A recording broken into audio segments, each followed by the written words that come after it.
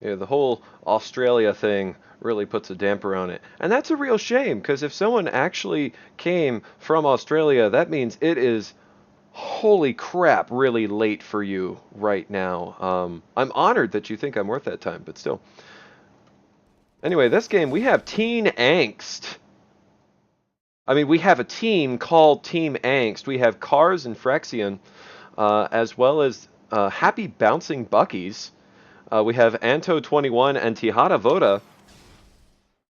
We've got another Osprey paired with a Bomber, as well as Osprey paired with Striker. It's almost as if Osprey tends to be a good decision on this sort of map.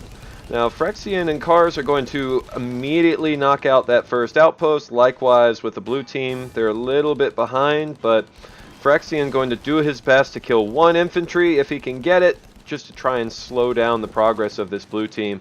Carbon team does have an advantage in this time. They are going to be a little bit ahead for time. They're going to be a little bit ahead on position. So Frexion getting a lot of work done now, even though he's just a striker, still able to do a fair amount of damage. Bomber, not great for doing ground-to-ground attacks, and Osprey, really not great for doing ground-to-ground attacks. So the ground harassment from that striker is actually going to be pretty good this game. Frexion's going to be able to work that striker pretty well. Carbon team already working on their second post, blue team doing the exact same thing. Nothing too tricky going on here, no one trying to do any kind of priority to mid, nobody trying to do any kind of sneaky cheeses. With a little bit of coordination, they could easily drop the first outpost because there's never any defense there for basically the solid first 2 minutes of the game. So k4rs, Frexion, just going to go ahead, leapfrog towards the bottom side of mid. This is a mirror matchup at this point. The only thing that's really different is the composition. Carbon team has primarily Longhorn and Flackers. Blue team has really no anti-air to speak of, with Armadillo and Longhorn. So actually, in a straight-on ground confrontation, Blue's army is better. The downside is all of this anti-air for the Carbon team is going to prevent the mechs from really microing and supporting their armies really that well. So if they can get close enough that they're in range and then stop without tripping any of the heavy mines that are getting dropped, Blue team should be able to easily overwhelm all of this. But I don't think they're going to try. So they're mixing in a little bit of anti-air now. Which team has the Bomber? So ultimately in a long engagement, blue team also picking up the first lockbox. In a long engagement, blue team should have the advantage. So really, it's on Carbon team to do something with their units or go somewhere else.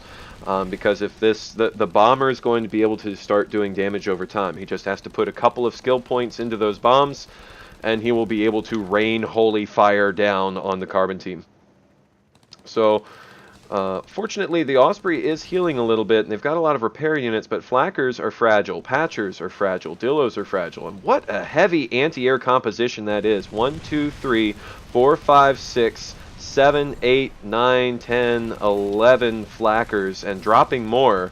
That is a pathetic ground army, but it is so anti-air intensive that mechs, the Bomber's going to have a hard time. They saw the Bomber on the other team, they said, alright, anti-air it is. But if blue were to push, it would be a slaughter. The composition is so off-kilter here. Now, Carbon does have a generator in play, so they're going to be able to hover heal forever. And I'm surprised that Anto21's able to get really any shots off here and any bombs, because there's just so many Flackers involved here. Buckies. Do I have my labels right? Is Happy Bouncing Buckies going to be building the Buckies? Yes? Oh, yes. That's perfect. See, Buckies are a decent long-range harassment unit. They're good for kind of forcing the engagement. Blue has no artillery, no Buckies, no anything.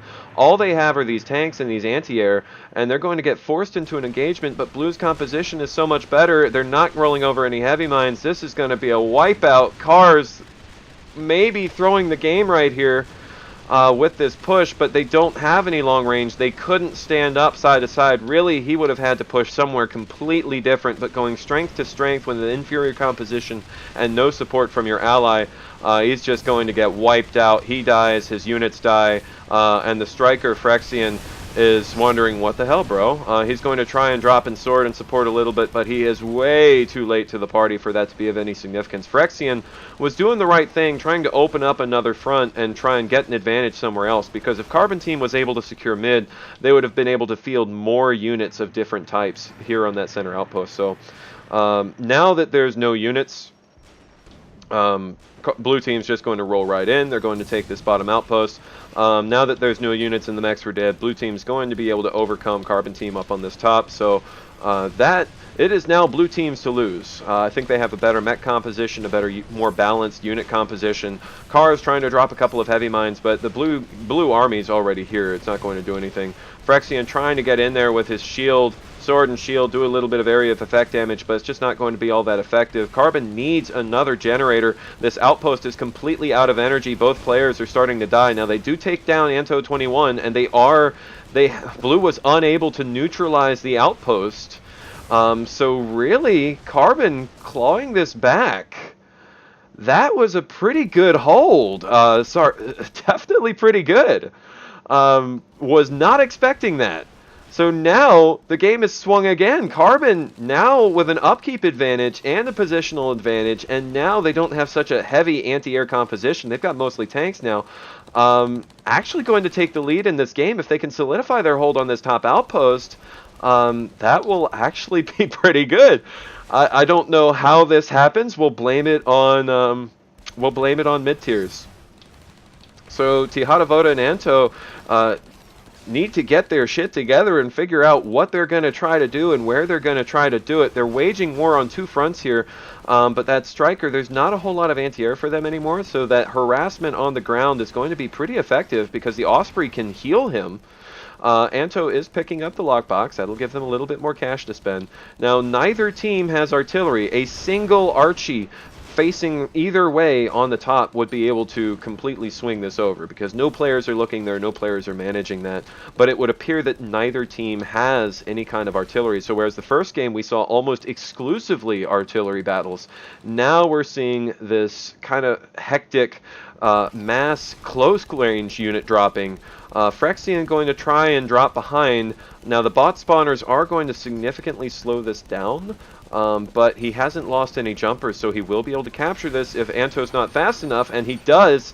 But what does he have in the follow-up? What does he have in the build queue? And his k4rs going to notice this and help him, because if they start dropping units here, then they've got this game on lockdown. Blue is now unit capped. They can't build anything to defend. They would have to use the existing units they have that are completely out of position, and half of them are turrets anyway. So Carbon, whereas they had arguably lost the game about 60 seconds ago, is now in a firm lead. Where did that come from? I don't even know. I feel bad for the happy bouncing Buckies.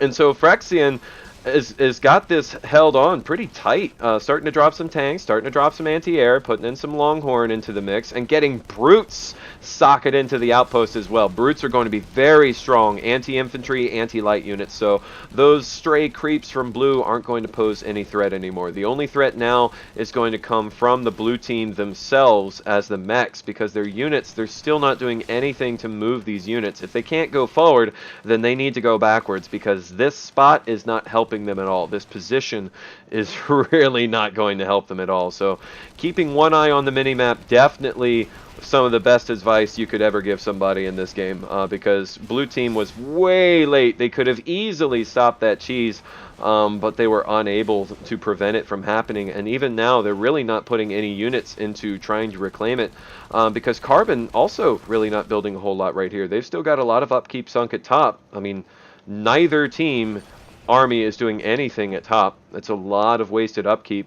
Ooh, k4rs, were you planning on pushing? So Carbon team could potentially push forward into this. If with a little bit of micro and a striker sword, they could easily push through. But Frexion is single-minded in his purpose. He is going to hold on to this top outpost, because if he does, and he can do it fairly efficiently, I mean, that's pretty much the game.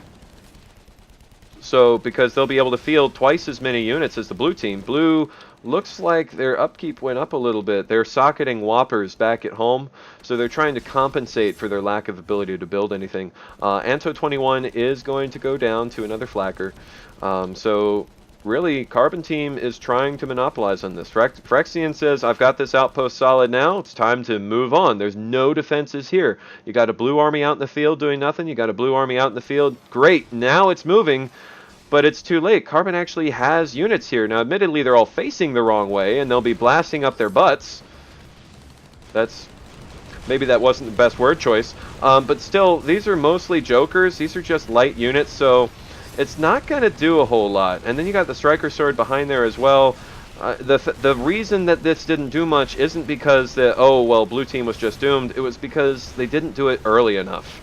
That when you have an outpost advantage, you have a credit advantage, you have an upkeep advantage, you have a build speed advantage, and that advantage is going to continue compounding. Tihatavoda going down.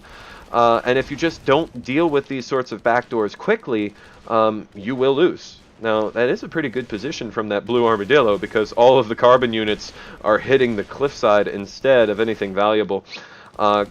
Interestingly enough, Flackers going down for the fort drop.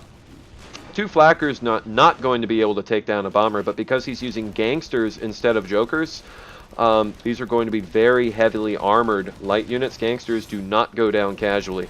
So, looks like Anto is thinking about doing something with his other units, realizes he still can't push forward, and you've got a ton of heavy mines there. So, Tihatavoda putting them on follow, trying to bring them back to this close outpost, thinking maybe we can realign all the blue units to take this close outpost, knock that out. With a little bit of micro, well, with a lot of bit of micro and some good unit support, they might be able to do it, because blue team has been pulling the lockboxes every 2 minutes. And they've been able to keep themselves fairly well funded. But once again, there's no long range. There's no artillery. There's no harassment. There's no buckies. So hard to really say if they're going to be able to pull this back. Now, T-99s do have slightly longer range, but because they also have anti-air capabilities, these T-99s are distracted by the Osprey.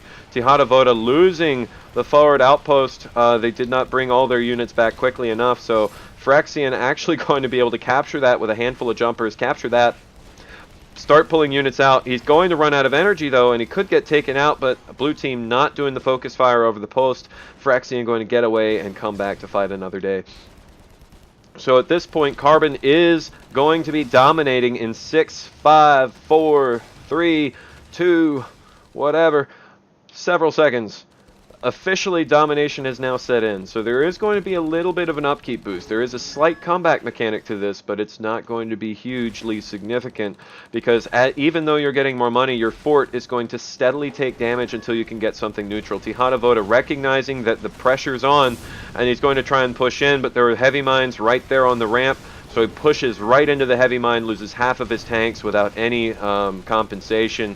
So that is just a complete shut down, and it all came down to that one moment where Frexion was able to drop this one post in the back and able to hold on to it. That late reaction from Tihatavoda and Anto, they had the game in a bag, but not having the good mech support behind their pushes, having a lack of mini-map awareness ultimately led to this demise.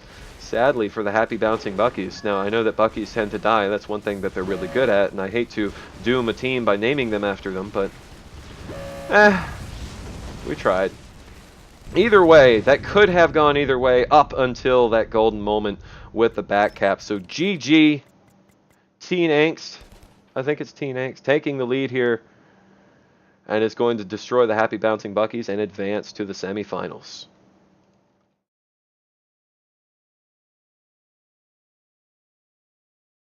So now we have to figure